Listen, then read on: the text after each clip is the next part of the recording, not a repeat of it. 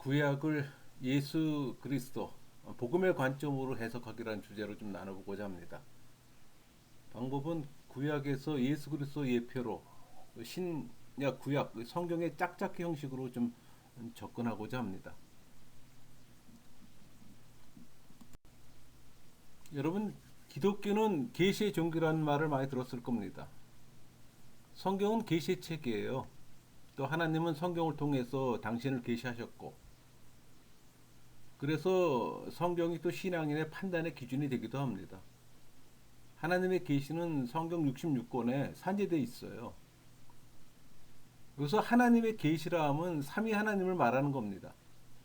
그렇다고 성경 66권 모두가 삼위 하나님을 나타내는 건 아니에요. 그러니까 삼위 하나님을 알기 위해서 성경 66권을 전부 공부하는 건 아닙니다. 그러니까 삼위일체 하나님의 계시를 알아야 한다는 얘기예요. 또 삼위일체론적 하나님을 알아가는 것이 또 신앙생활이고, 여러분 성경을 읽고 연구할 때 이 삼위일체론적 계시로서 사고의 틀을 갖고 읽어야 돼요. 그러기 위해서는 평상시 사고의 틀을 또 만들어야 하는 겁니다. 구약에서 삼위 하나님이 계시되었어요. 그 관점에서 성경을 연구해야 기독교 경전이 되는 겁니다. 그런 관점이 없으면 유대 경전을 보는 거예요. 그래서 이 시간에는 구약에 계시된 예수 그리스도에 좀 초점을 두고자 합니다. 그러니까 성부 하나님, 성령 하나님보다는 성자 하나님에 초점을 둔다는 얘기예요. 또 그럴 때 진정 유대 경전에서 또 기독교 경전으로 변환되는 것이고, 또 성경을 성경으로 해석하고 또 바르게 아는 겁니다.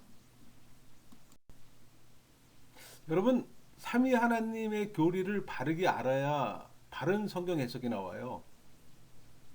그런데 교리를 터부시하고 나는 오직 복음만을 주장한다. 난 복음적이다. 이렇게 말하는 분들이 있어요. 난 그분들의 복음이 뭔지 잘 모르겠어요. 성경을 연구하고 가르치는 사람으로서 가장 안타까운 것은 교리를 모르고 성경을 가르치는 분들이에요. 성경의 압축이 교리잖아요. 또 구원의 진리가 압축된 게 교리고. 근데 그 교리를 터부시한다? 가장 안타까운 일이죠. 그리스도인들 중에 복음을 터부시하는 사람은 한 사람도 없습니다. 하물며 신천지도 복음을 얘기를 해요. 성경에 바른 이해함이 없을 뿐이죠. 자기는 복음적이고 다른 이들은 비복음적이다. 이 비판하는 우를 범하지 마세요. 여러분, 복음이 삼일째 하나님의 교리예요. 성경이 계시의 책이고 또 계시의 핵심이 삼일째 하나님이에요. 그러니까 성경은 삼위 하나님의 의사결정 주체로 드러나는 겁니다. 그러니까 삼위 하나님의 방향성이 드러난다는 얘기예요. 그 삼위 하나님의 의사결정 구조와 그 원리를 바르게 알아야 성경을 바로 알 수가 있는 겁니다. 여러분, 구약에는 예수님의 예표가 많이 나오잖아요. 물론 신약에서 예수님의 온전한 성취가 이루어집니다. 여러분, 구약을 문자적으로 해석하면 유대 경전이 되는 겁니다. 구약을 복음이라는 필터로 해석해야 기독교 경전이 되는 거예요. 구약의 메시아 예언이 나타난 곳이 한 300여 곳이 됩니다. 그래서 신약, 구약을 짝을 찾아 해석하는 것이 성경으로 성경을 푸는 방법이에요. 근데 짝을 찾을 때 이 표현상의 짝을 실제상의 짝으로 무조건 단정하지 말고 앞뒤 문맥, 주제를 살피면서 찾아야 하는 겁니다. 그러니까 실제상의 짝으로 단정하고 주장하면은 이단 신천지 주장이 되는 거예요. 그들은 모든 성경은 짝 있다고 무조건 연결 짓잖아요. 짝을 찾아 해석함으로 성경을 또 성경으로 풀 수 있지만 더 포괄적인 차원에선 성경 전체의 맥 속에서 각 본문을 풀어야 되는 거예요. 저는 성경을 예수 그리스도를 통한 구속사의 흐름으로 봅니다. 그 관점에서 성경을 설명하고자 합니다. 신구약을 실제상의 짝을 찾으면서 구약을 예수 그리스도의 복음으로 풀어서 나누고자 하는 거예요. 사실 구약 전체를 다루기에는 양이 많아요. 그래서 이번 강의에서는 선지서만 빼고 구약 전체를 좀 다루고자 합니다. 최대한 좀 핵심만을 나누고자 합니다. 창세기부터 들어가 볼까요? 여러분 창세기는 인류 역사 창조와 또 아브라함의 씨 예수 그리스도의 예표가 등장합니다. 아담은 예수 그리스도의 예표예요. 첫 아담이 아담이라면 두 번째 아담이 예수 그리스도입니다. 우리 고린도전서 15장 45절 기록된 바 첫사람 아담은 생명이 되었다 함과 같이 마지막 아담은 살려주는 영이 되었나니 여자의 몸을 빌려 성육신하실 걸 예언했어요. 그게 창세기 3장 15절이잖아. 내가 너로 여자와 원수가 되게 하고 네 원수도 여자의 후손과 원수 되게 하리니 여자의 후손은 네 머리를 상하게 할 것이요 너는 그의 발꿈치를 상하게 할 것이니라 하시고 신약의 근거 구절이 마태복음, 누가복음, 히브리서, 요한 일서입니다. 노랗게 표시된 거는 제가 이제 이 구약을 복음으로 해석해 나갈 겁니다. 그러면 이제 서로 연결되는 말씀의 짝이 있잖아요. 그걸로 설명하고자 하는 거예요. 제가 앞에서도 말씀드렸지만은 구약을 복음의 필터로 해석을 해야지만 우리 기독교 경전이 된다고 말씀드렸잖아요. 그런 관점에서 신약 말씀의 구절이 근거의 말씀이 될 겁니다. 여러분 여자의 후손은 여자의 씨로 마리아의 출산을 의미해요. 또 여자의 후손이야말로 신구약 성경 전체 또 주인공이시고 또 모든 성도의 또 구원을 완성하실 예수님이에요. 그리스도께서 또 사단의 머리를 깨십니다. 가죽 옷은 십자가의 몸이 상해 죽으심을 또 예표하고 그게 창세기 3장 21절이잖아요. 여호와 하나님이 아담과 그의 아내를 위하여 가죽 옷을 지어 입히시리라. 그러니까 죄를 지은 인간을 감싸기 위해 죄 없는 짐승이 대신 희생된 겁니다. 이처럼 짐승이 피 흘린 것은 구약 시대에 계속 진행된 이 짐승의 피를 흘린 이 희생 제사가 이때부터 시작됐음을 보여줘요. 더 나아가 장차 인간의 죄를 대속하기 위해 십자가에서 희생의 피를 흘리신 또 그리스도의 속죄 사역이 있을 것을 또 예표합니다.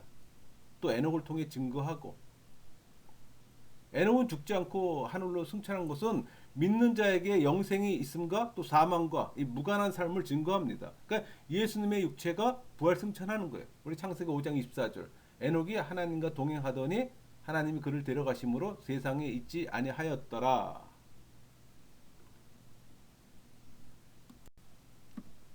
또 노아가 증거합니다. 홍수로 인한 이 세계의 종말을 예고하고 또 예수님의 재림 때도 그러할 것을 예언해요. 그러니까 나라와 민족이 사고파는 시대가 오는 겁니다. 성의 타락과 함께 또 평화로도 할 때 또 종말이 오는 거고. 그러니까 심판의 예언은 예수님의 속죄의 희생이 되실 것과 또 구원을 예언해요. 그게 창세기 6장 5절에서 8절까지 말씀이잖아. 아담에서 노아까지 예수 그리스도의 그림자를 찾으면 인류의 시작인 이 아담은 예수님의 탄생을 또 의미해요. 또 아벨의 죽음은 예수님의 죽음을, 또 셋의 탄생은 예수님의 부활로 볼 수가 있는 거예요. 이와 같이 초기에는 그리스도의 예표가 단편적인 예표로 나타납니다. 또 아브라함이 증거해요. 우리 창세기 10장 7절 여호와께서 아브라함에게 나타나 이르시되 내가 이 땅을 네 자손에게 주리라 하신지라. 자기에게 나타나신 여호와께 그가 그곳에서 제단을 쌓고 그 아브라함의 씨를 세우실 약속을 하는 겁니다. 그 씨가 또 그리스도고 우리 갈라디아 3장 16절 이 약속들은 아브라함과 그 자손에게 말씀하신 것인데 여럿을 가리켜 그 자손들을 하지 아니하시고 오직 한 사람을 가리켜 네 자손을 하셨으니 곧 그리스도라. 그러니까 바울은 하나님과 아브라함이 맺은 이 언약의 중심을 그리스도에게로 끌어와요. 그러니까 아브라함에게 제시된 이 언약은 당대의 어떤 육신적인 자손들이나 또 율법에 의해 성취된 것이 아니라 예수 그리스도에 의해 성취되었기 때문이에요. 우리 창세기 14장 18절 살레망 멜기세덱이 떡과 포도주를 가지고 나왔으니 그는 지극히 높으신 하나님의 제사장이었더라. 그러니까 멜기세덱은 이상적인 신정 정치의 통치자로서 아론의 계통이 아니에요. 또 시작과 끝이 없는 제사장으로 이 멜기세덱은 영원한 중보자 되시는 또 그리스도를 예표하는 겁니다. 그러니까 한 분의 왕이요 제사장이신 예수 그리스도를 의미하는 거예요. 신약의 어떤 최후의 만찬은 우리 히브리서 7장 2절 말씀처럼 아브라함이 모든 것의 10분의 1을 그에게 나누어 주니라. 그 이름을 해석하면 먼저는 의의 왕이요 그 다음은 살렘 왕이니 곧 평강의 왕이요. 제가 근거 말씀을 마태복음 26장 26절에서 29절 표기해 놨는데, 제가 신약의 이 말씀들을 같이 병에서 읽게 되면 시간이 너무 많이 걸려서 그건 여러분들이 별도로 시간을 갖고 비교하면서 한번 찾아보세요.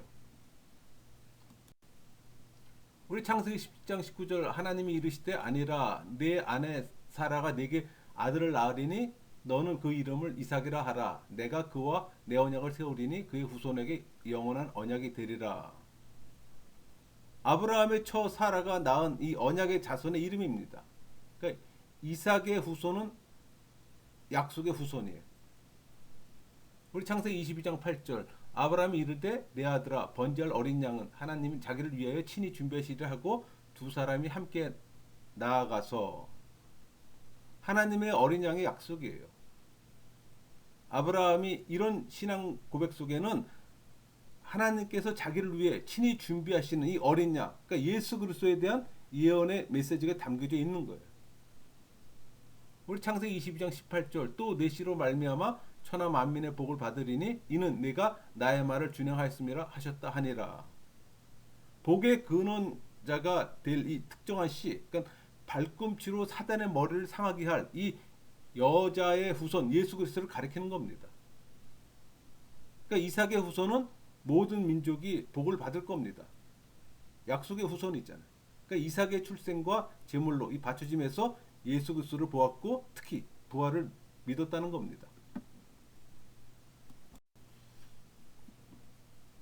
여러분, 이삭은 자신의 몸으로 예수 그리스도를 예언했어요. 신약 시대 세상 전체의 장자 예수님을 예표한 겁니다.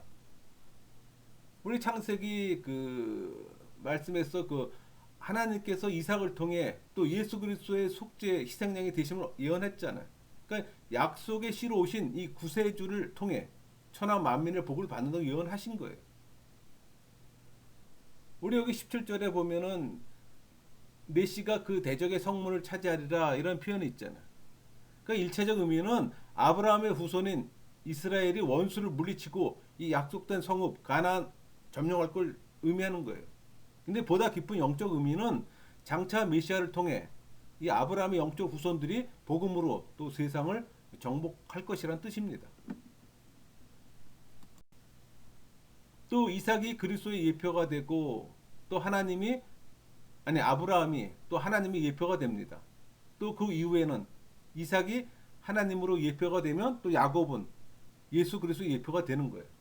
그리고 이후에 야곱이 하나님으로 예표되면서 요셉이 또 그리스도의 모형으로 예표가 되는 겁니다. 여러분, 예표는 모형이고 그림자예요. 여러분의 이해를 돕기 위해 이런 구조를 좀 쉽게 정리해서 표를 만들어 봤습니다. 그러니까 이런 그림자적인 인물들이 실체인 예수 그리스도에 의해서 드러나는 거예요. 신약에서 그 실체가 드러난 것은 성부 하나님, 성자 예수님, 백성 교회예요. 이렇게 모든 구약의 인물들의 참 실체가 드러난 것이 신약 시대의 관계에서 알 수가 있어요. 그러므로 인물들의 역할이 하나님의 역할과 예수님의 역할을 동시에 감당할 자들이 될 겁니다. 마치 아브라함이 초기 예수님의 역할에서 이삭으로 말미암아 하나님의 어떤 역할을 바뀌고 또 예수님의 역할은 또 이삭으로 분명히 나타나요. 그 모리아산의 그 번제다 사건이 그 케이스입니다.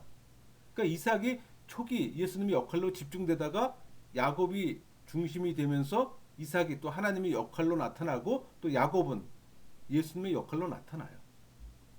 그러니까 야곱이 초기 그리스도의 역할로 나타나고 또 요셉이 중심이 되면서 야곱이 말기에는 또 하나님의 역할로 나타나고 또 요셉이 예수님의 역할로 나타나는 거예요. 이런 발전된 전개는 모세에서 다윗으로 그리고 솔로몬으로 이어집니다. 그러다가 예수님이 참으로 그들의 그림자적 역할을 성취하는 실체로 이 땅에 나타나는 거예요. 물론 이렇게 실체가 나타날 때는 성부가 하나님으로, 성자는 하나님의 아들로, 또 성령은 하나님의 성령으로, 그리고 백성은 영적 이스라엘로 나타나게 되는 겁니다. 그게 교회잖아요. 그러니까 장자에 전가되는 예표는 초기에 나타나고 다음은 모세와 여호수아 다음에 사사로 나타나는 겁니다. 그리고 예수님의 왕적인 위치로 나타납니다. 그 다음은 고난의 종으로 나타나고 또 종말로 나타나요. 이렇게 전체적인 흐름을 철저히 예수님에게 집중하고 나아가는 겁니다. 고난의 종을 강조하는 것이 초기에 나타난 것이 아닌 이사에서 또 가서 그 본론적으로 나타납니다. 이는 사실상 이스라엘 역사를 통해 예수님을 보내려는 또 하나님의 계획이었어요. 그래서 마태는 아브라함과 다윗의 자손으로 온 예수를 족보로 또 설명하고 있는 겁니다. 지금 이해가 됐나요? 여러분, 야곱은 증거해요. 천국까지 올라가는 계단을 보며 메시아 대신 또 구세주를 증거해요. 그게 창세기 28장 12절에서 15절까지 말씀이 있잖아요. 그러니까 야곱이 꿈에서 본 사다리는 땅에 있는 죄인과 또 하늘에 계신 하나님과 연결 통로가 되어 장차 오실 그 그리스도를 상징합니다. 우리 창세기 49장 10절 규가 유다를 떠나지 아니하며 통치자의 지팡이가 그 발 사이에서 떠나지 아니하기로 실로가 오시기까지 이르리니 그에게 모든 백성이 복종하리로다. 장차 유다 지파를 통해 오실 메시아를 의미하는 겁니다. 그러니까 유다 지파의 지상 왕권은 그리스도의 영원한 왕권을 예표하잖아요. 또 여인의 후손 이 언약 우리 창세기 3장 15절에 나오는 거 그 이래로 몇몇 계승되어 온 이 메시아 언약은 야곱의 넷째 아들 유다에게 또 계승되고 있음을 알 수가 있어요. 여러분 예수님의 초림의 때는 또 예수님의 호칭 또 실로 뭐 유다의 씨 또 유대인으로 또 잃어버리심 이 모든 것들이 그 예수님에게 또 순종할 것을 또 나타내는 겁니다.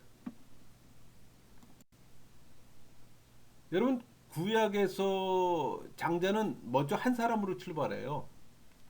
그 후에 여러 지파들 12 대표 조상들로도 나타나고 또 그 후에 여러 지파들이 장자 지파에게 또 11조를 나눈 한 지파와 또 여러 지파로 나타납니다.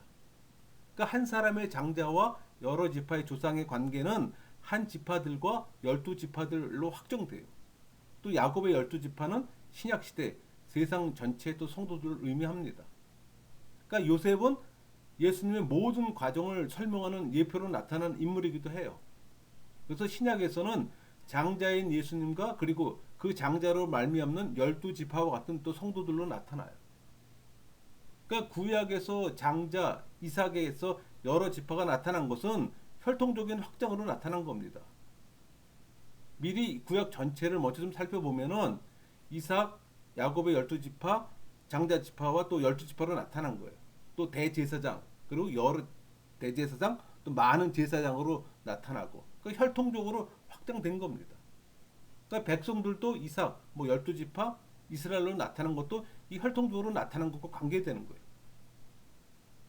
그러니까 한 장자, 한 가족, 여러 가족들, 여러 지파들, 국가 이렇게 확대되면서 형성됐잖아요. 위와 같이 혈통적으로 점점 확장되어 나타난 나라가 바로 이스라엘이에요.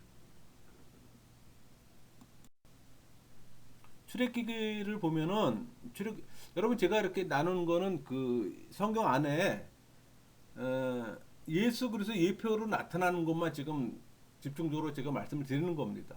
그러니까 구약 성경을 지금 복음으로 해석하는 거예요. 이 출애굽기에서는 그 하나님의 어린 양과 유월절 예수 그리스도를 예표합니다. 그러니까 바로는 사탄을 가리키는 거라면 그의 백성은 사탄의 무리가 되는 거죠. 그러니까 모세와 여호수아는 신약 시대 예수님의 죽음과 또 부활을 예표하는 인물입니다. 또 이스라엘이 경험하는 이 출애굽은 또 신약 시대 세상 전체에서 나타날 영적인 또 출애굽이에요. 그러니까 이스라엘의 첫 출발에서 장자 대신 세상 전체였던 장자의 출발로 예수 그리스도가 나타나는 겁니다. 우리 출애굽기 12장 5절 너희 어린 양 표현 있잖아요. 흠 없는 어린 양. 흠이 없다는 것은 죄에 대해서 절대 무음하다는 얘기예요. 그러니까 순결하셔서 스스로 인류 대속의 제물이 되신 예수 그리스도의 완전성을 또 상징하는 겁니다. 우리 출애굽기 12장 13절 내가 애굽 땅을 칠 때 그 피가 너희가 사는 집에 있어서 너희를 위하여 표적이 될지라 내가 피를 볼 때 너희가 넘어가리니 재앙이 너희에게 내려 멸하지 아니하리라. 여러분 유월절 어린 양의 피는 죽음을 통해 생명을 탄생시키는 구속의 피잖아요. 에덴 동산에서 가죽을 만들기 위해 잡은 이 짐승의 피로 또 예표되었듯이 장차 십자가 위에서 죄인들의 죄를 속하기 위해 흘리실 예수 그리스도의 대속의 피를 상징합니다. 그래서 이 13절은 그리스도의 보혈을 통해서만 죽음으로부터 생명을 건질 수 있음을 뚜렷이 계시하고 있는 복음의 말씀이에요. 우리 출애굽기 12장 46절 한 집에서 먹되 그 고기를 조금도 집 밖으로 내지 말고 뼈도 꺾지 말지며 이 표현은 희생 제물이 된 이 유월절 어린 양은 장차 십자가 순환을 겪으실 그리스도의 몸을 예표하는 겁니다. 따라서 이것은 그리스도의 몸의 뼈가 하나도 꺾이지 아니할 것을 암시해요. 동시에 이것은 그리스도의 몸된 교회가 온전히 하나로 연합될 것을 상징합니다. 이렇게 지금 노란 표시해 놓은 신약의 말씀 구절들을 짝짓는 구절에 신약하고 구약하고 서로 이렇게 짝이 되는 구절들입니다. 일부러 제가 전부 다 표기해 놨으니까 여러분들 꼭 시간 내서 성경에 표시해 가면서 다시 한번 보세요. 여러분 이 출애굽 사건으로 나타난 이 세례의 이중성에 대해서 좀 살펴보면은 애굽은 영적으로 예수의 상을 의미합니다. 또 거기서 나오는 것은 또 예수의 상에서 나오는 거예요. 그리고 홍해로 말미암아 처음부터 새 사람을 출발하는 겁니다. 홍해는 새 사람이 되는 결정적인 중생의 세례잖아요. 그러니까 홍해로 걷는 자들은 이렇게 영적으로 보면 옛 세상을 떠난 옛 사람이 새 사람을 출발한 거예요. 또 이런 것은 예수님의 은혜의 십자가로 이루어지는 사건이고, 그리고 그는 새 사람이지만 또 옛 사람의 옷을 입고 있다는 겁니다. 우리가 지금 성령 세례 받지만 성령 세례를 받은 사람도 제 경외성을 갖고 있는 거랑 동일한 거예요. 그 옛 사람의 옷을 갈아입는 것은 이 광야 훈련으로 또 이루어지는 겁니다.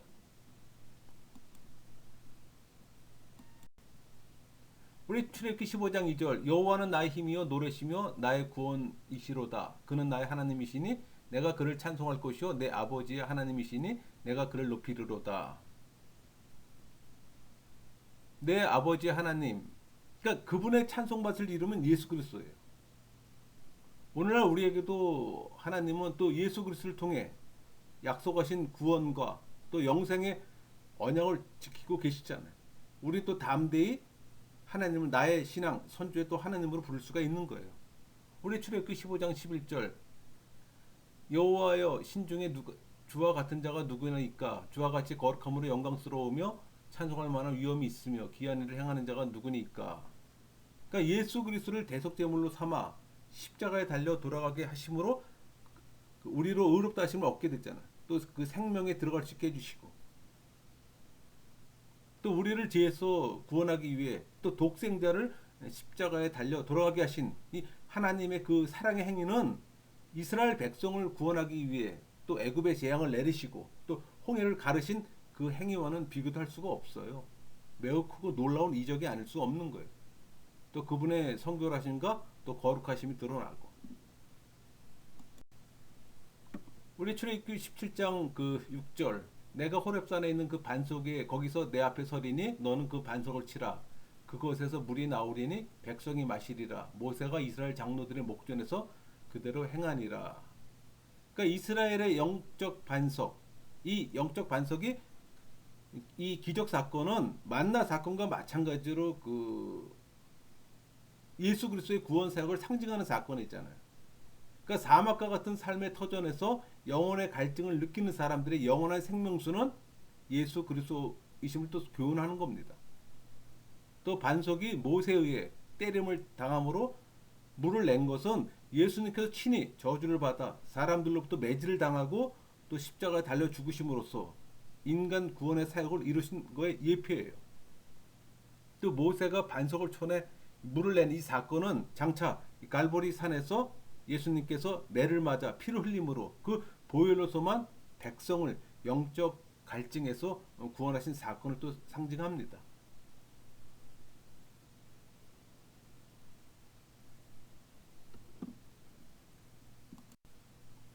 레이기 볼까요? 레이기는 그 하나님의 속죄제, 뭐 희생제물, 예수 그리스도를 예표하잖아요. 그러니까 이스라엘의 성막 성전이 신약에서는 예수님의 성전이 되고 또 교회 시대엔 우리 몸이 성전이 되는 겁니다. 그러니까 이스라엘의 속죄 제사는 세상 전체를 두고 희생한 예수님 십자가 사건으로 나타나요. 그러니까 이스라엘의 제사함으로 나타나는 제사들이 또 성도들의 회개들로 나타나고, 그러니까 이스라엘의 모든 제물이 신약에서는 예수님의 제물이 돼 또 세상 전체의 또 대속으로 나타납니다. 뭐 레위기 14장 11절 정결하는 제사장은 이런 표현이 있잖아. 그러니까 나병을 정결케 하는 대제사장 예수 그리스도를 예표합니다. 레위기 16장 12절 향로를 가져다가 여호와 앞 제단 위에 피운 불을 그곳에 채우고 또 곱게 간 향기로운 향을 두 손에 채워 가지고 휘장 안에 들어가서, 그러니까 성소와 지성소를 구분하는 휘장 그 안 지성소를 가리킵니다. 그러니까 지성소 출입 절차는 제사는 오직 이 피 흘림을 통해서만 가능하다는 진리와 또 완전한 사죄와 구원은 오직 예수 그리스도의 구속 사역을 통해서만 성취 가능함을 또 예표하는 거예요. 그러니까 이런 맥락에서 구약의 대제사장 아론과 또 신약의 대제사장 예수 그리스도를 간략히 비교한 게 이 표입니다.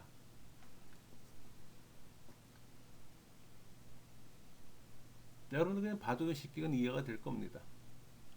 레위기 16장 13절 여호와 앞에 분향하여 향연으로 증거기 위 속죄소를 가리게 할지니 그리하면 그가 죽지 아니할 것이며, 그러니까 향이 탈 때 발생하는 연기로 하나님의 임재의 상징인 이 법궤 위 속죄소를 가린다는 뜻이에요.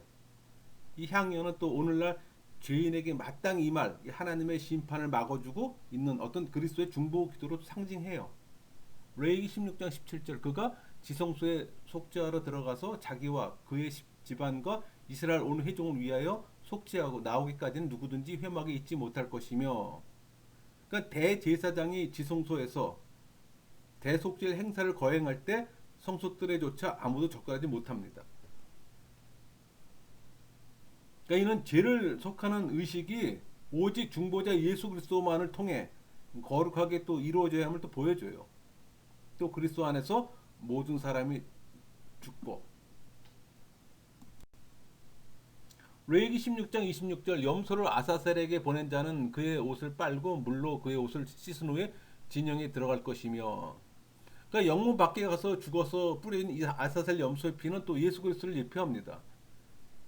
여기서 우리가 그 염소 두 마리를 잡잖아요. 하나는 라 예호와, 그러니까 여호와를 잡고 하나는 라 아사셀. 아사셀 염소로 밖으로 끌려 나가서 이제 죽게 되는 거죠. 이 아사셀 염소가 이제 예수 그리스도를 예표하는 겁니다. 레위 10장 11절 육체의 생명은 피에 있음이라 내가 이 피를 너희에게 주어 제단에 뿌려 너희 생명을 위하여 속죄하게 하였나니 생명이 피에 있으므로 피가 죄를 속하느니라.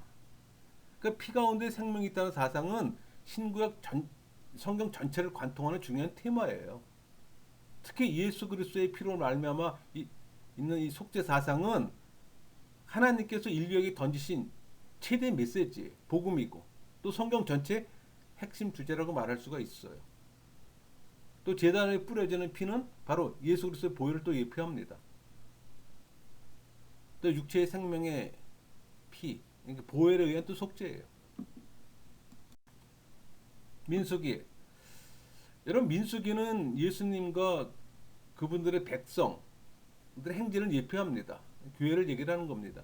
그러니까 이스라엘 11조가 신약 시대에서는 세상 전체에서 성도들이 소유하는 모든 것이 되는 거예요. 그러니까 이스라엘의 레위지파 11조 중에서 다시 11조를 제사장과 제사용으로 사용하잖아요. 그러니까 신약 시대에서는 세상 전체에서 성도들의 제물인 11조라는 헌금이 또 교회에서 일하는 자들과 또 교회 운영하는 비용으로 쓰여집니다. 그러니까 이스라엘이 경험하는 광야는 신약 시대 세상 전체에서 세상을 상징하는 광야로 나타나요. 그게 민수기 9장 12절이잖아요. 아침까지 그것을 조금도 남겨두지 말며 그 뼈를 하나도 꺾지 말아서 세상의 모든 율례대로 지킬 것이니라. 유월절 어린 양은 장차 십자가 고난을 겪으실 그리스도의 몸을 예표하기 때문입니다. 예수님께서 십자가에서 죽으실 때 뼈가 하나도 꺾이지 아니하므로 이 예언적 규례를 완전히 성취하셨어요. 민수기 21장 9절 모세가 놋뱀을 만들어 장대 위에 다닌 뱀에게 물린 자가 놋뱀을 쳐다본 즉 모두 살더라. 장대에 달린 놋뱀 예수 그리스도를 예표합니다. 이 본문은 그 불평불만이 가득했던 이스라엘 백성들이 회개하고 또 하나님께로 돌아왔고 또 그들이 하나님의 말씀을 믿고 순종했을 때 하나님께서는 그 진노를 거두시고 또 백성들과의 관계를 회복했음을 보여줘요. 이건 오늘날 우리도 예수 그리스도만을 바라봄으로 하나님과 올바른 관계가 지속될 수 있음을 또 알려주는 겁니다. 우리 민수기 24장 17절 내가 그를 보아도 이때 일이 아니며 내가 그를 바라보아도 가까운 일이 아니로다. 한 별이 야곱에게서 나오며 한 규가 이스라엘에게서 일어나서 모압을 이쪽에서 저쪽까지 쳐서 무찌르고 또 셋의 자식들을 다 멸하리로다. 그러니까 이스라엘의 혈통을 따라 이 만 백성의 왕, 그러니까 통치자로 임재하셔서 나라를 다스리고 통치하시고 또 의인에겐 구원을 또 악인에겐 심판을 내리실 메시아 그리스도의 사역과 또 품격을 예표해요. 그러니까 민수기를 복음으로 해석하면 광야에서 옛사람의 구습이라는 옷을 벗고 새 사람의 옷을 입는 겁니다. 그러므로 이런 자들이 가나안으로 들어가는 또 영적으로 보면 이 성령의 인침, 그러니까 칭의로 하나님 나라에 온전히 또 침노하는 자들로 볼 수가 있는 거예요. 그러니까 육신의 열매가 아닌 성령의 열매를 맺는 자들을 말하는 겁니다.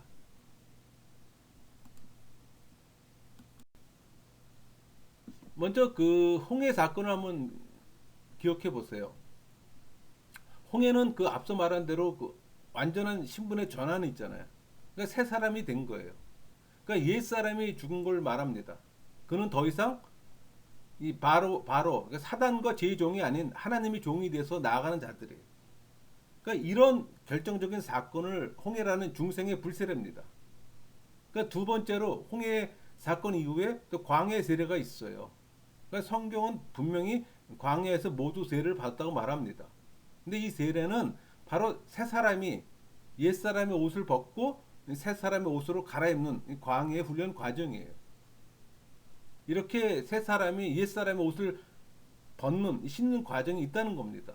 여러분 자주 넘어져요. 우리 성령 세례 받은 사람도 마찬가지예요. 그러나 점점 성화돼 온전한 믿음으로 또 요단강을 건너서 가나안을 향해서 나아가는 겁니다. 여러분 홍해 사건은 사단과 원죄의 결별이 있잖아요. 그 완전히 원죄에서 해방되는 사건이에요. 그러니까 사단의 종에서 그리고 이 죄의 종에서 벗어나는 이 결정적인 사건이 홍해 사건이 있잖아요.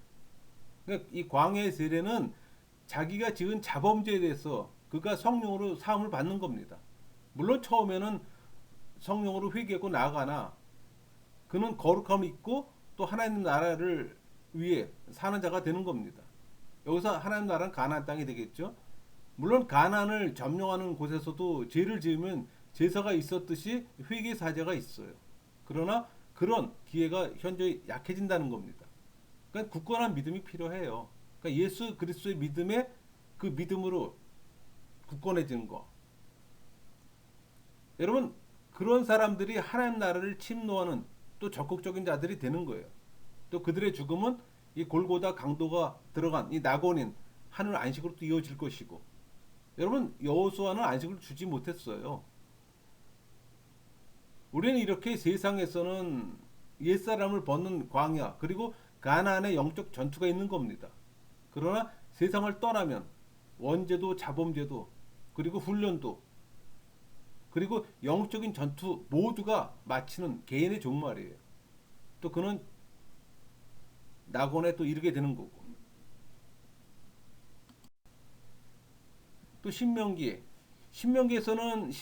예표는 책임질을 해야 할 예수 그리스도의 계명이에요.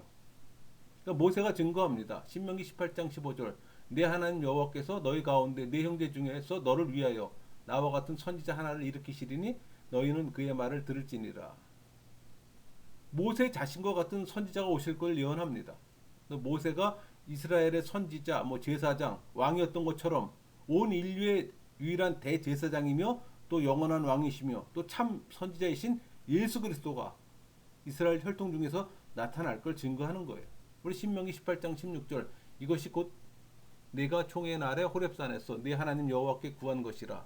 곧 내가 말하기를 내가 다시는 내 하나님의 여호와의 음성을 듣지 않게 하시고 다시는 이 큰 불이 보지 않게 하소서.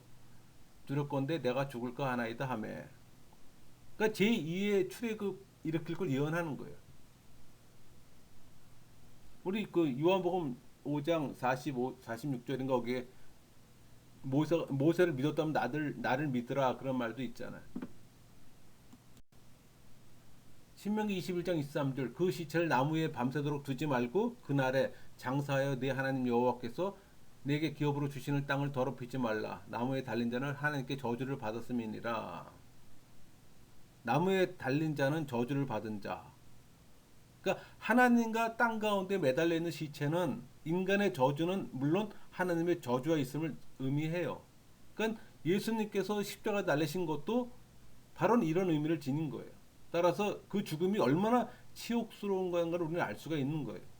그러나 사도 바울은 그 치욕스러운 사건 속에서 예수 그리스도의 오묘하고 은혜스러운 이 십자가의 비밀을 밝히 드러냈어요.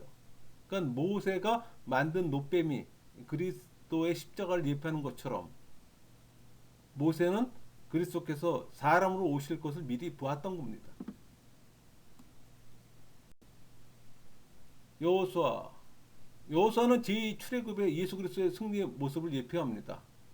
또 이스라엘이 경험하는 요단강은 신약시대에 참으로 거듭나서 들어가는 또 인침을 또 가리키는 거고, 또 여리고 성의 무너짐은 복음의 나팔 소리에 마음의 벽이 무너짐을 또 예표해요. 또 가나안의 입성은 또 천국을 예표하는 거고, 우리 여호수아 2장 18절 우리가 이 땅에 들어올 때 우리를 달아내린 창문에 이 붉은 줄을 메고 내 부모와 형제와 내 아버지의 가족을 다 내 집으로 모으라. 성경 전체의 사상을 통해 볼 때 이 붉은색은 생명과 구원을 상징하는 그리스도의 대속의 피와 또 밀접한 연관이 됩니다. 우리 여호수아 5장 15절 여호와의 군대 대장이 여호수아에게 이르되 네 발에서 신을 벗으라 내가 선 곳은 거룩하니라 하니 여호수아가 그대로 행하니라.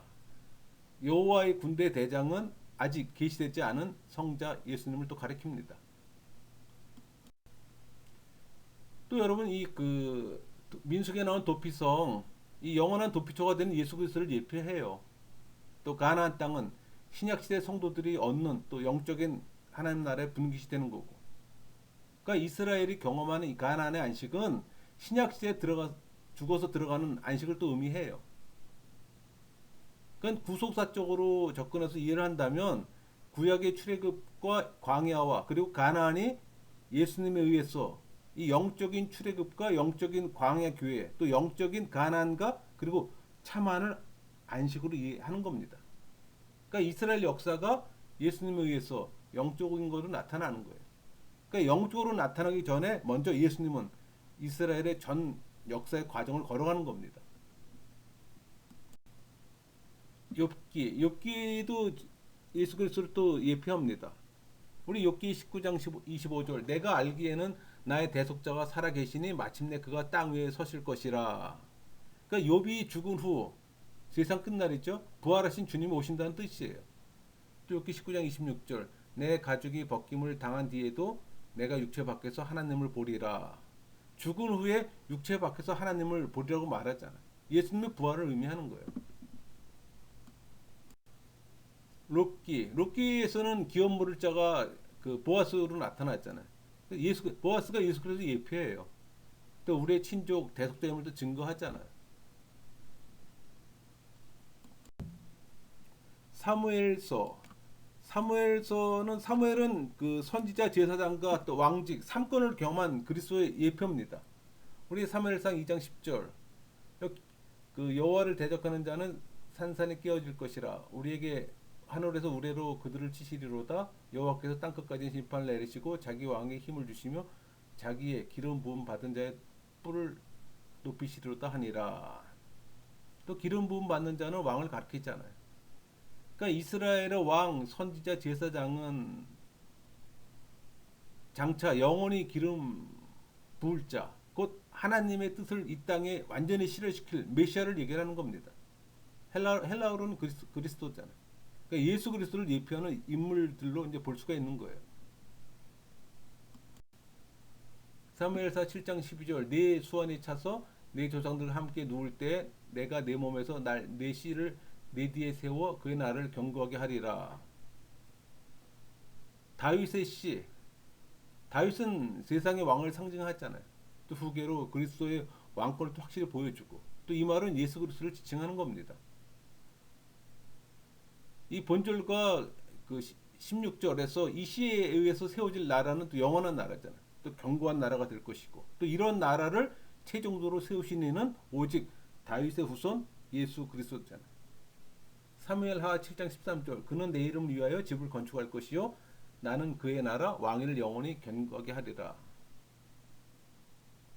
다윗이 그토록 건축하기를 희망했으나 이루지 못하잖아요. 훗날 그의 아들 또 솔로몬에 의해 비로소 건축된 예루살렘 성전을 의미합니다. 사무엘하 7장 14절 나는 그에게 아버지가 되고 그는 내게 아들이 되리니 그가 만일 죄를 범하면 내가 사람의 매와 인생의 채찍으로 징계하려니와. 훗날 하나님께서 또 예수 그리스도에게 적용시켰던 말씀이에요. 다윗의 언약은 또 궁극적으로 다윗의 자손 예수 그리스도에 대한 또 약속을 담고 있는 걸 또 알 수가 있어요. 따라서 이 다윗의 언약은 예수 그리스도 이전까지는 부분적으로 또 성취되었을 뿐입니다.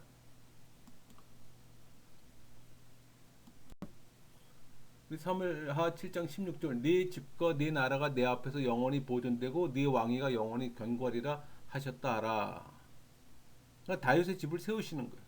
여기서 말하고 있는 이 영원한 나라는 보다 궁극적이고 본질적인 나라를 의미해요. 곧 다윗의 후손 예수 그리스도로 말미암아 메시아 왕국을 의미하는 겁니다. 그러니까 진정한 왕의 시작으로서 이 다윗 왕은 세상 전체 왕인 예수 그리스도를 나타내는 거예요. 그러니까 이스라엘 안에 있는 많은 대제사장이 세상 전체의 대제사장인 예수 그리스도 한 사람으로 나타난 거고 또 이스라엘 안에 있는 많은 제사장들이 세상 전체의 제사장들의 성도로 나타나는 겁니다. 그러니까 구약의 이스라엘 백성이 신약에서는 세상 전체의 하나님 백성으로 나오는 거예요.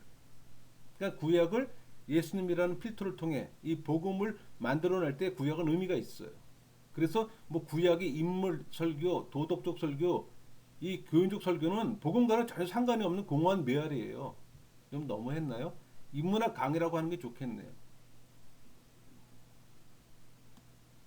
그러니까 구약을 문자적으로 해석해서는 안 되는 이유가 바로 그거고 구약 설교를 할 때 복음의 필터를 하지 않으면 안 되는 이유가 바로 그거예요. 우리 열왕기하 2장 11절 두 사람이 길을 가며 말하더니 불수레와 불말들이 두 사람을 갈라놓고 엘리야가 회오리 바람으로 하늘로 올라가더라. 하늘로 승천하심 이런 사건은 예수 그리스도가 승천하신 것에 대한 상징이에요. 또 엘리야가 에녹 예수님과 같이 죽지 않고 하늘로 올라갔다는 것은 재림 때 모든 신자들이 경험하게 될 일에 대한 예표예요. 또 죽음에 이르지 않고 또 승천함으로 또 예수님의 승천 모습을 보여줍니다. 엘리야가 에녹 예수님과 같이 죽지 않고 하늘에 올라간 것처럼 예수님 재림할 때 죽지 않은 하나님의 사람들도 하나님의 형질로 새로운 걸로 변형돼서 이제 죽음을 맛보지 않고 이제 올라가는 겁니다.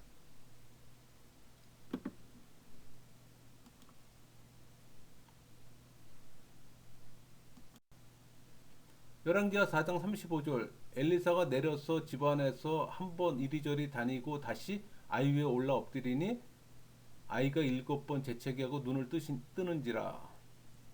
병 고침과 죽은 자를 살리는 이적으로 예수님의 능력을 예고했어요. 그러니까 엘리사가 아이를 살리기 위해 취한 행동에 대한 묘사로 우리 그 열왕기상에서 엘리야가 과부의 아들 살릴 때보다 더 자세히 묘사되고 있습니다. 그러나 이 두 사람 다 그리스도가 행한 이적에 비하면 또 상당한 차이가 있음을 알 수가 있어요. 그러니까 그리스도는 곧 자신이 하나님이시잖아요. 또 하나님의 능력을 온전히 다 가지신 분이잖아요. 그러니까 그는 말씀 한마디로 죽은 자를 살리셨던 거예요. 열왕기하 4장 42절 한 사람이 바알 살리사에서부터 와서 처음 만든 떡 곧 보리떡 20개와 또 자루에 담은 채소를 하나님의 사람에게 드린지라 그가 이르되 무리에게 주어 먹게 하라. 여기서 그 첫 열매는 그 이스라엘의 그 지위와 그 부활하신 그리스도 모든 그리스도인을 상징하는 거예요. 이 42절, 43절, 44절의 이적 이제 메시지는 그리스도가 행한 이 오병이어 그 이적의 한 모형이 되고 또 기적을 예고하는 겁니다. 열왕기하 5장 10절 엘리사가 사자를 그에게 보내 이르되 너는 가서 요단강에 몸을 7번 씻으라 네 살이 회복되어 깨끗하리라 하는지라. 그러니까 예수님께서도 한 소경을 치료하실 때 진흙을 이겨서 그의 눈에 바르시고 실로와 못에 가서 씻으라 그랬잖아요. 요한복음 9장 7절 말씀이 있잖아요. 그래 그 순종했고 그 소경이 순종해서 씻었더니 눈이 밝게 보였다고. 열왕기하 5장 11절 12절 말씀도 마찬가지. 하나님께서 독생자 예수 그리스도를 모든 사람을 위해서 십자가에 달려 죽게 하셨잖아요. 또 그를 믿는 자는 모두 구원을 얻으리라고 말씀하셨고, 이처럼 하나님께서는 인간들을 위해 또 쉬운 방법으로 은총을 베풀어 주시고 당신의 능력을 나타내심에도 불구하고 인간은 자신의 어리석은 이성만 고집해 하나님의 능력은 물론 어떤 것과도 비교할 수 없는 큰 구원마저 거부해 버립니다. 우리 열왕기하 5장 13절 14절 말씀처럼 아니 10절부터 14절 전체의 말씀처럼 나만 장군처럼 이방 민족이 또 예수님께 돌아올 걸 예고하는 얘기예요. 잠깐 중간 정리하고 한번 넘어갈게요. 그 이삭과 같은 시의 출발과 모세와 같은 출생, 그리고 출애굽과 같은 이 장자 죽음의 사건과 또 홍해 사건, 또 요한 세례와 같이 광야에서 훈련하고 있었던 예수님과 또 그리고 가나안 땅을 점령하는 12지파와 같이 예수님은 12제자의 파송을 합니다. 그리고 다윗과 같은 왕의 등극, 그게 이제 호산나 다윗 왕으로 오시는 일을 또 칭송하잖아요. 그리고 이사야에서 같은 고난의 종으로 또 나타나고, 그러니까 구약 이스라엘 전 역사를 그가 홀로 감당하고 있었던 것은 그의 생애였어요. 그리고 그는 이런 사실의 기초에 또 이스라엘의 멸망을 보고 우신 겁니다. 사실 이스라엘의 패역함을 그대로 드러내는 것으로 그는 또 이스라엘에서 죽게 되는 겁니다. 그리고 그는 옛 언약 대신 새 언약의 죽음을 옛 것 대신 또 새로운 출애굽으로 나아가는 거예요. 그것이 바로 그가 또 사단과 싸운 겁니다. 그러니까 그의 죽음은 이렇게 그가 살면서 이스라엘의 어떤 역사적 인물들에 대한 실체로 일하는 동시에 또 영적으로 또 새로운 역사를 만들어 가요. 그리고 그의 죽음으로 영적인 출애굽과 새 시대의 광해 교회와 또 새 시대의 가나안 땅이라는 하나님 나라와 그리고 하늘의 안식이 또 신약 시대에 나타나는 겁니다. 그러니까 예수님의 생애는 이스라엘의 전 역사를 그가 반복하고 있다는 게 특징이에요. 또 한 가지는 이 영적인 사탄과의 싸움과 또 영적인 출애굽과 영적인 가난을 이루기 위해 나아가는 겁니다. 그런 관점으로 우리가 구약을 바라봐야 되는 거예요.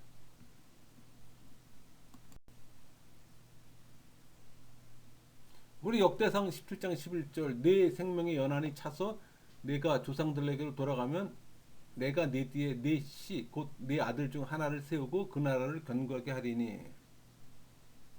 다윗의 씨, 이 씨는 예수 그리스도를 지칭합니다.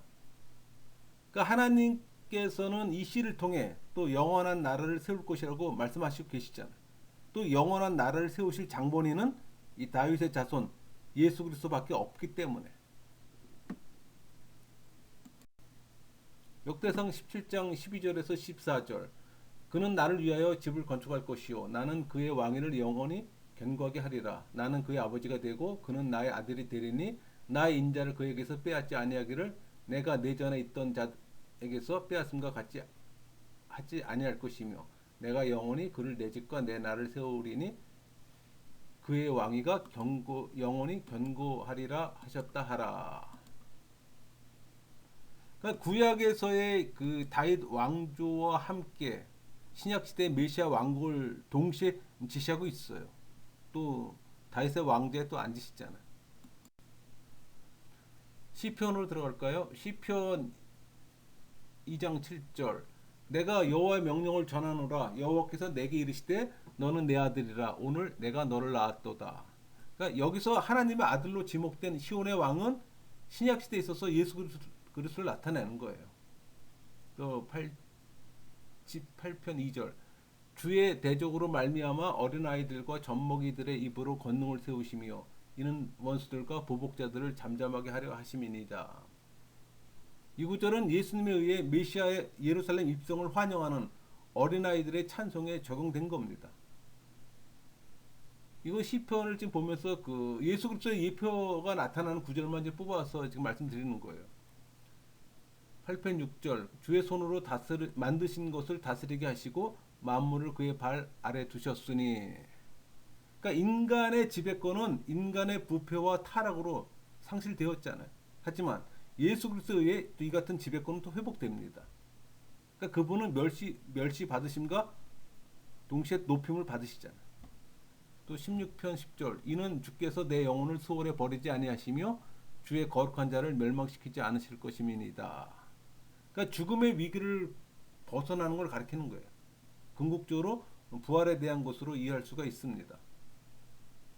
16편 11절. 주께서 생명의 길을 내게 보이시리니 주 앞에는 충만한 기쁨이 있고 주의 오른쪽에는 영원한 즐거움이 있나이다. 죽음에서 일어나시는 거예요. 그러니까 궁극적인 구원. 그건 부활을 내다보면 이 표현을 사용했어요. 17편 15절. 나는 의로운 중에 주의 얼굴을 배우리니 깰 때 주의 형상으로 만족하리이다. 그러니까 부활의 예표예요. 하나님의 얼굴을 뵙는다는 것은 가장 큰 은혜 중에 은혜예요. 복 중에 복이고. 또 인간이 그런 상태에 이른다는 것은 그가 하나님과 같이 온전해졌음을 또 의미해요. 또 22편 1절. 내 하나님이여 내 하나님이여 어찌 나를 버리셨나이까 어찌 나를 멀리하여 돕지 아니하시오며 내 신음소리를 듣지 아니하시나이까. 예수님께서 십자가상에서 인용하신 구절이잖아요. 그러니까 하나님으로부터 버림받은 마지막 순간까지 언약의 하나님의 신실성을 끝까지 바라보시는 그리스도의 마음을 보여줍니다. 그러니까 다른 죄인들 같이 버림받으심. 그러니까 골고다에서 하신 말씀, 나의 하나님이죠. 22편 2절. 내 하나님이여 내가 낮에도 부르짖고 밤에도 잠잠하지 아니하오나 응답하지 아니하시나이다. 골고다 흑암을 예표하는 겁니다. 22편 7절. 나를 보는 자는 다 나를 비웃으며 입술을 삐쩍거리고 머리를 흔들며 말하되. 그러니까 조롱의 몸짓은 십자가에 못 박힌 예수 그리스도를 조롱했던 무리들에게서 찾아볼 수가 있어요. 9절. 오직 주께서 나를 모태에 나오게 하시고 내 어머니 젖을 먹을 때 의지하게 하셨나이다. 그러니까 구세주로 출생하심을 예표합니다. 또 14절. 나는 물같이 쏟아졌으며 내 모든 뼈는 어그러졌으며 내 마음은 밀람 같아서 내 속에 녹았으며. 그러니까 그분의 죽으심과 이 심장의 깨어지심의 예표예요. 15절. 내 힘이 말라 질그릇 조각 같고 내 혀가 입천장에 붙었나이다. 주께서 또 나를 죽음의 진토 속에 두셨나이다. 그러니까 갈보리에서 슬픔과 고난, 그분의 목마르심을 표현하는 겁니다. 16절. 개들이 나를 에워쌌으며 악한 무리가 나를 둘러 내 수족을 찔렀나이다. 그러니까 그분의 손목과 발목에 찔리심을 증거하는 거예요. 또 예수님께서 옆구리 창에 찔리신 걸 또 예언하는 거고. 17절. 내가 내 모든 뼈를 셀 수 있나이다. 그들이 나를 주목하여 보고. 그러니까 예수님께서 뼈가 꺾이지 않을 걸 예언하는 거예요. 18절 내 겉옷을 나누며 속옷을 제비 뽑나이다. 그러니까 사람들 앞에서 벌거벗기움을 당하시고 또 십자가 아래서 옷을 나누는 걸 또 예언하는 내용입니다. 노란 거 표시하는 건 여러분들이 말씀 구절을 찾아보시고 20절 내 생명을 칼에서 건지시며 내 유일한 것을 개 세력이 구하소서. 이 흡사한 기도의 내용을 우리는 그 겟세마네 동산에서 피땀 흘려 기도하신 예수님의 기도에서 발견할 수가 있어요. 22절 내가 주의 이름을 형제에게 선포하고 회중 가운데서 주를 찬송하리이다. 죽음에서 그분의 부활하심을 증거하는 겁니다. 27절 땅의 모든 끝이 여호와를 기억하고 돌아오며 모든 나라의 모든 족속이 주의 앞에 예배하리니. 그러니까 모든 민족을 향하신 그분의 새 언약을 예표합니다. 31절 와서 그의 공의를 태어날 백성에게 전하며 주께서 이를 행하셨다 할 것이로다. 그러니까 우리 그 요한복음에 그 다이루었다라는 표현 있잖아요. 그러니까 하나님의 구원의 역사는 이 시에서 예언된 대로 예수 그리스도의 순환, 부활 사건을 통해 이루어졌어요. 이 구절은 예수님의 죽음과 부활의 사건을 통해 인류 역사에 구체적으로 나타난 하나님의 이 구원의 전 역사를 의미한다고 볼 수가 있습니다. 23편 1절 여호와는 나의 목자시니 내게 부족함이 없으리로다. 여기서는 선한 목자로 우리가 예표하죠. 그러니까 30편 3절 여호와의 주께서 내 영혼을 수월에서 끌어내어 나를 살리사 무덤으로 내려가지 아니하게 하셨나이다. 예수님의 부활하심을 지금 의미하는 겁니다. 31편 5절 내가 나의 영을 주의 손에 부탁하나이다. 진리 하나님 여호와여 나를 속량하셨나이다.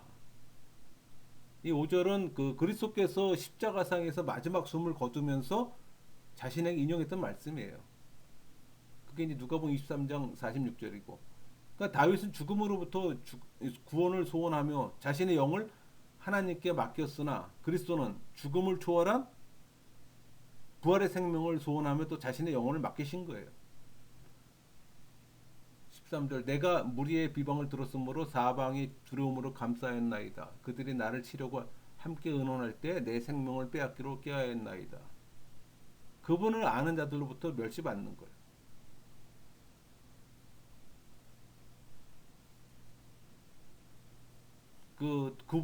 그분을 죽이자는 자의 어떤 모략들이고.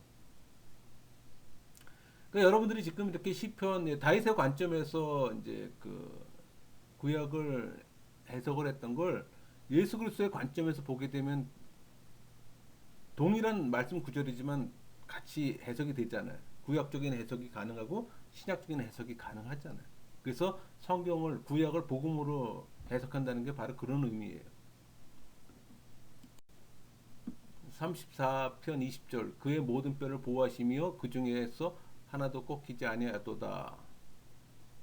그분의 뼈가 하나도 꺾이지 않았다는 우리 요한복음 말씀이 그거에 대한 예표죠. 그 다음에 불의한 증인들이 일어나서 내가 알지 못한 일로 내게 질문하며 또 거짓 증인들이 그분을 대적했잖아요. 19절 부당하게 나의 원수된 자가 나로 말미암아 기뻐하지 못하게 하시며 까닭 없이 나를 미워하는 자들이 서로 눈치하지 못하게 하소서. 그러니까 예수 그리스도가 애매히 미움 받으심을 증거하는 겁니다.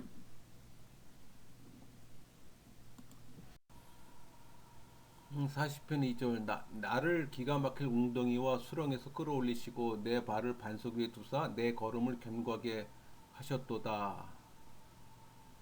이 표현을 그 구속주라는 관점에서 이해한다면 그것이 완전히 성취되는 때는 그분의 속죄 사역이 완성돼 모든 슬픔이 사라진 때입니다. 3절 새 노래 곧 우리 하나님께 올릴 찬송을 내 입에 두셨으니 많은 사람이 보고 두려워하여 여호와를 의지하리로다. 이번에 이 구원 사역은 슬픔의 깊음 이후 그 영광으로 승계하신 그리스도의 사건 때만큼 하나님에 대한 이 감사를 표현하기에는 이 언어가 그 불충분한 정도로 위대한 사역이었다는 뜻이에요. 그 2, 3절은 그분의 부활하심에 그 부활하심을 즐거움으로 증거하는 겁니다. 14절 내 생명을 찾아 멸하려 하는 자는 다 수치와 낭패를 당하게 하시며 나의 해를 기뻐하는 자는 다 물러가 욕을 당하게 하소서. 그러니까 메시아적 언급으로 볼 경우 이 구절은 그리스도의 죽음이 거의 임박한 혹은 죽을 위기에 처한 그 시기에 대한 예언으로 볼 수가 있어요. 그러니까 신약 성경에 의하면 이 당시 그리스도의 대적들은 예수님의 말씀이 확산되는 걸 방지하기 위해 그의 사역을 저지키기 위해 그를 죽이려고 힘썼던 겁니다. 41편 9절 내가 신뢰하여 내 떡을 나눠 먹던 나의 가까운 친구도 나를 대적하여 그의 발꿈치를 들었나이다. 그러니까 그분의 떡을 받는 친구가 배반함. 그러니까 예수님을 배반할 제자를 예언하는 겁니다.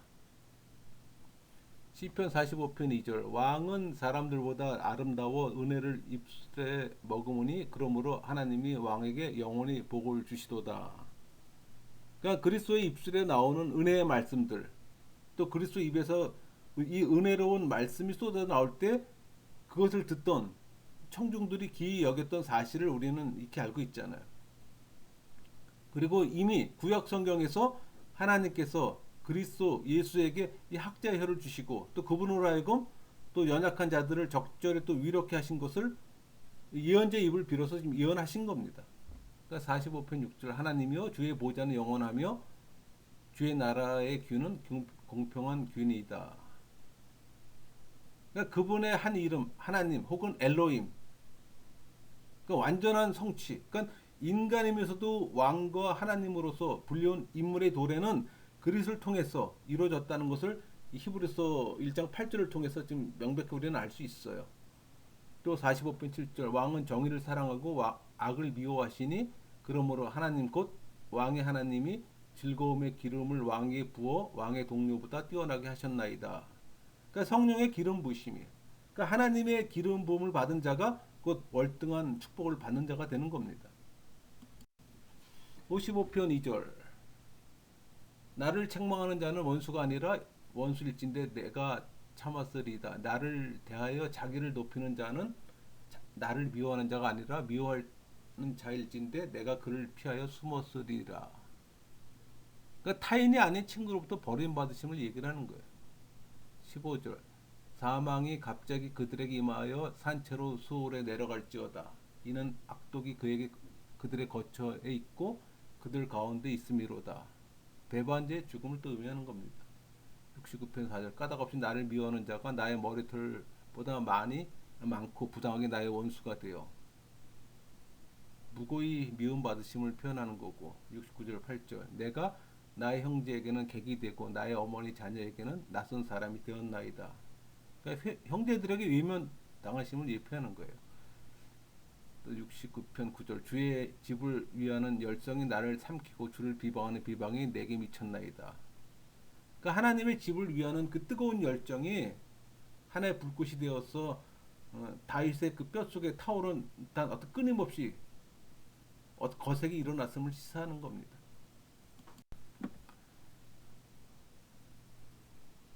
이 그 시편 69편 14절에서 19절의 말씀은 메시아의 영혼의 권고하심, 그러니까 하나님께서 불의를 행하는 자들로부터 일어나는 불의한 일들의 표현이에요. 그리고 또 그로 인해 의로운 당신의 백성이 고통을 당한다는 사실을 알고 계신다는 것은 궁극적으로 하나님의 의의 역사, 구원의 역사를 촉발하게 되는 동기가 되는 거고, 또 다윗이 하나님께서 아신다고 고백하는 건 곧 하나님께서 속히 그 대적들의 죄를 심판해 주시고 자기를 지금의 참담한 상황에 구원해 주실 거란 기대가 또 함축돼 있어요. 20절 비방이 나의 마음을 상하게 하여 근심이 충만하니 불쌍히 여길 자를 바라나 없고 궁일이 여길 자를 바라나 찾지 못한나이다. 그러니까 나의 혼에 곤감이 넘치는 거예요. 아주 절친했던 자들로부터 모욕당한 자신의 마음을 헤아려 줄 자는 하나님 외에는 아무도 없다는 그 사실을 또 강조적으로 표현하는 겁니다. 21절 그들이 쓸개를 나의 음식물로 주며 목마를 때 초를 마시게 하였사오니. 그러니까 기진맥진한 예수님께 쓸개 탄 포도주를 마시게 했잖아요. 그러니까 예수님께서 십자가에 달려 목이 마르실 때 그들은 그 해웅에서 신포도를 먹게 했잖아요. 그걸 갈대에 끼워서 이렇게 예수님 입술에 댔잖아요. 이렇게. 26절 무릇 그들이 주께서 치신 자를 핍박하며 주께서 상하게 하신 자의 슬픔을 말하였사오니. 그러니까 하나님께서 구원자를 고난에 내어 주셨다는 얘기예요.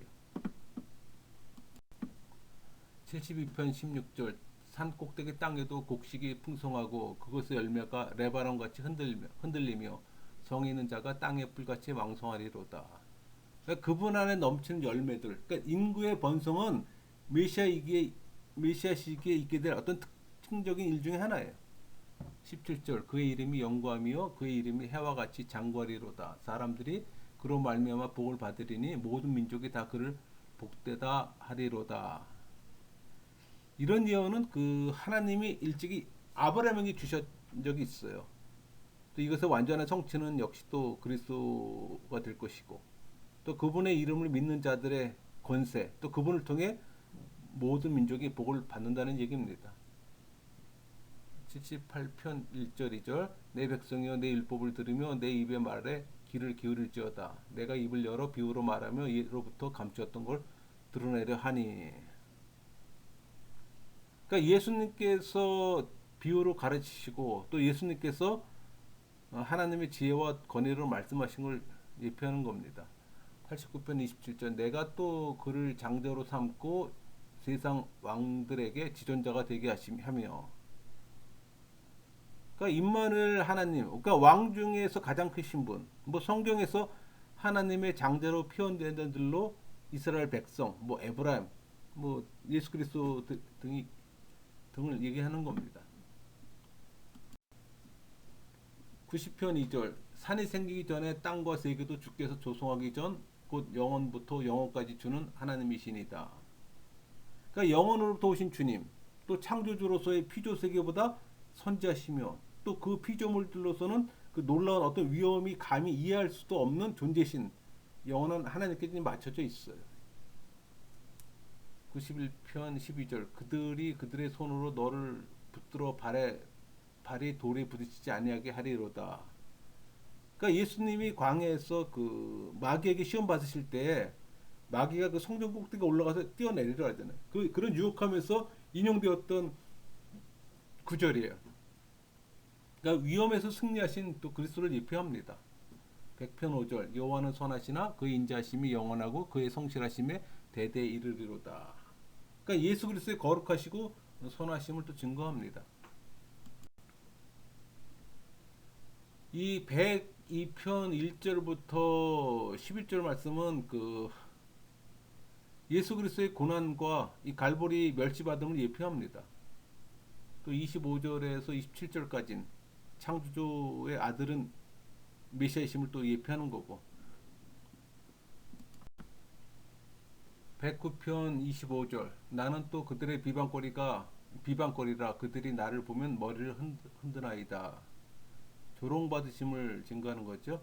110편 1절 여호와께서 내 주에게 말씀하시기를 내가 내 원수로 내 발판이 되게 하기까지 너는 내 오른쪽에 앉아 있으라 하셨도다. 그러니까 다윗의 자손 오실 메시아를 가리키는 거예요. 그러니까 다윗의 아들, 그러니까 하나님 우편에 앉으시고 또 이 다윗의 아들이 주님이라 불리우는 거예요. 그러니까 예수님의 승천과 하나님 우편에 앉아 계실 걸 예언합니다. 4절 여호와는 맹세하고 변하지 아니하시리라 이르시기를 너는 멜기세덱의 서유를 따라 영원한 제사장이라 하셨도다. 그러니까 멜기세덱의 반열의 대제사장. 그러니까 이 세상의 제사장은 몇 년 동안 또 1세 동안 그 역할을 감당하지만 예수님의 중보 사역은 영원하잖아요. 현재 또 우리의 죄를 또 대속할 수도 있는 거고. 112편 4절 정직한 자들에겐 흑암의 중에 빛이 일어나나니 그는 자비롭고 긍휼이 많으며 의로운 이로다. 그러니까 은혜와 긍휼이 많으심, 또 어질고 자비하고 또 의롭다 하신 이런 말은 하나님의 선하심을 수식할 때 쓰는 말들이에요.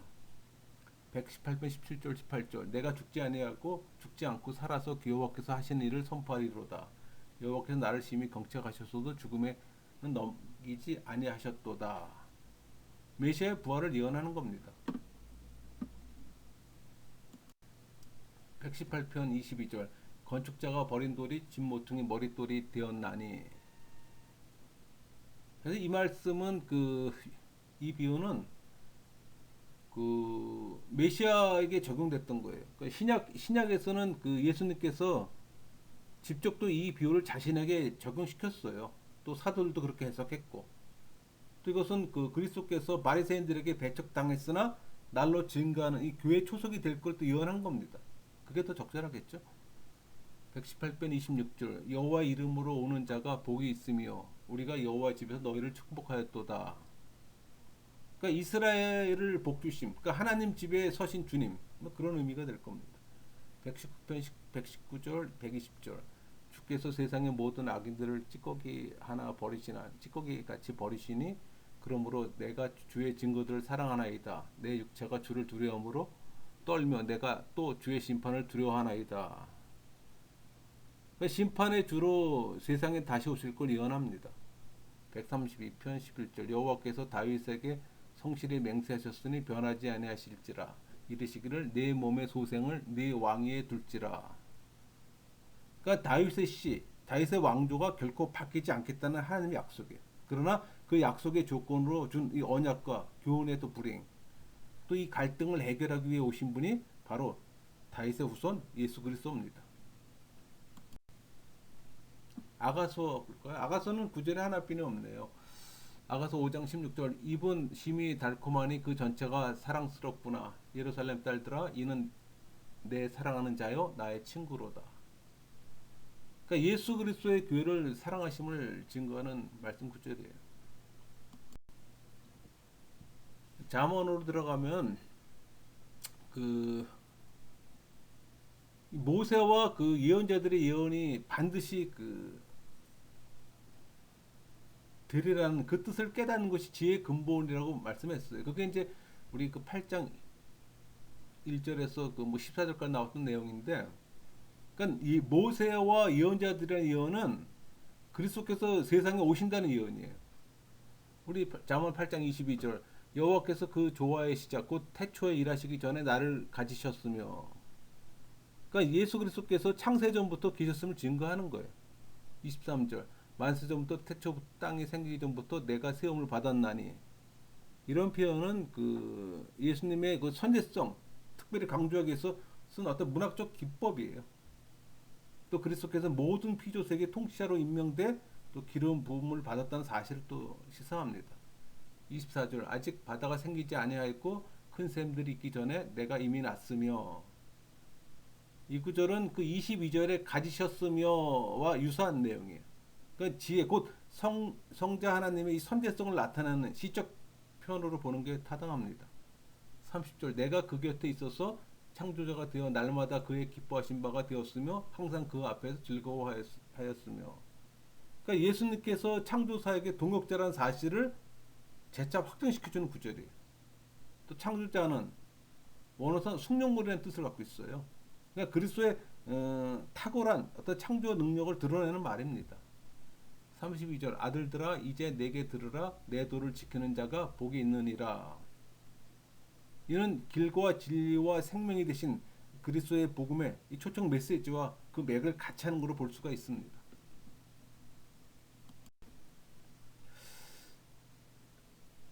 좀 정리를 하면은 예수님은 한 장자 이삭과 같이 출발해서 한 가족인 12제자를 만들고 또 그 12제자들보다 더 큰 이스라엘의 왕이 됐어요.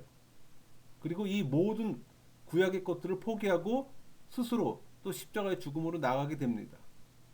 그러니까 예수님의 죽음은 구약의 모든 계승을 끝내는 결과가 되는 거예요. 또 그는 다시 이 세상에 한시로 죽었고 다음에 부활한 한 사람의 장자로 나타났고 또 세상에서 또 유일한 만왕으로 출발하는 겁니다. 다음에 모든 사람들로 또 영적 이스라엘을 모으게 된 것이고 또 이렇게 그는 처음부터 한 사람의 장자, 유일한 대제사장, 만왕의 왕으로 출발해요. 그리고 모든 세상에서 장자의 백성을 모으고 제사장을 모으고 백성을 모으고 있는 겁니다. 여러분 그 구약의 이스라엘은 혈통적으로 오랜 시간 속에 만들어졌잖아요. 그러니까 이스라엘 언약의 시작인 이 아브라함으로부터 출발합니다. 그러니까 한 사람의 이삭인 장자가 세워지고 또 야곱의 장자들이 나타났잖아요. 또 장자의 지파와 또 12지파도 나타나고 또 대제사장들과 제사장들로 나타나고 또 많은 왕들이 나타나요. 그러니까 그게 신약에서 새롭게 나타난 것은 새 술은 새 부대에 담아야 된다는 얘기예요. 그러니까 새 언약의 약속인 하나님으로 출발합니다. 그러니까 한 사람의 장자 예수님이 세워졌어요. 또 한 사람의 대제사장이 세워진 거고 또 한 사람의 왕이 세워진 겁니다. 이 성취로 말미암아 신약 교회가 나타나요. 그러니까 믿음으로 들어오는 많은 장자들이 들어옵니다. 또 많은 제사장들이 세워졌고 또 많은 백성들이 모아져 있는 곳이 신약 교회의 특징인 거예요. 그러니까 신약 시대는 이렇게 나타나기에 믿음과 보이지 않는 것과 그리고 영적인 싸움으로 나타나요. 그러니까 보이는 이스라엘 나라에서 보이지 않는 하나님 나라로 나타나는 거예요. 그러니까 보이는 제사에서 보이지 않는 예배로 나타나고 또 보이는 율법의 행함에서 보이지 않는 믿음의 행함으로도 요구되고 또 보이는 11조에서 은밀한 믿음의 연보로 나타나고 또 보이는 각종 절기에서 보이지 않는 믿음의 주로 나타납니다. 또 보이는 물질적인 축복에서 보이지 않는 영적 축복으로 나타나요. 그러니까 보이는 육적인 싸움에서 보이지 않는 영적인 싸움으로 나타나고 또 보이는 세상에 속한 이스라엘에서 보이지 않는 하나님 나라에 속한 교회로 나타나는 겁니다. 그러니까 구약이 예수 그리스도의 복음으로 재해석될 때 이렇게 다양한 변화가 일어나는 걸 우리는 알 수가 있어요. 근데 이것을 복음으로 해석하지 않게 되면 그냥 구약은 구약일 뿐인 거예요. 그래서 제가 항상 말씀드리지만 복음으로 해석하지 않으면 유대 경전에 지나지 않는다는 얘기를 자꾸 드리는 말씀이 그런 거예요. 근데 상당수의 많은 사람들이 구약을 복음으로 필터링하지 않는 게 문제예요. 설교도 마찬가지예요. 구약을 설교할 때 아까도 말씀드렸지만 주제 설교, 도덕적 설교, 교훈적 설교는 아무 의미가 없어요. 그건 인문학 강의에 지나지 않는 겁니다. 구약 어느 구절이든지 뭘 전부 다 예수 그리스도 예표가 나타나는 건 아닙니다. 그러나 우리가 삼위 하나님을 구약에서 찾아낼 때 그게 진정한 복음이 되는 거예요. 신약에만 복음이 있는 건 아니에요, 여러분. 구약의 말씀을 복음의 필터링으로 해석할 때 거기서 삼위 하나님을 드러낼 때 그게 진리가 되는 겁니다. 그게 복음이 되는 거고. 복음에 대한 이해가 그런 관점에서 선포되어야 되는 겁니다. 그냥 말로만 복음 해서는 안 되는 거죠. 복음이 결국은 삼위일체, 구원의 교리 이런 것들이 결국 복음이에요. 좀 정리가 됐는지 모르겠네요. 그리고 다음 시간에는 이제 그 선지서, 대선지서, 소선지서만을 그 복음으로 한번 해석해 보겠습니다. 말씀 마치겠습니다.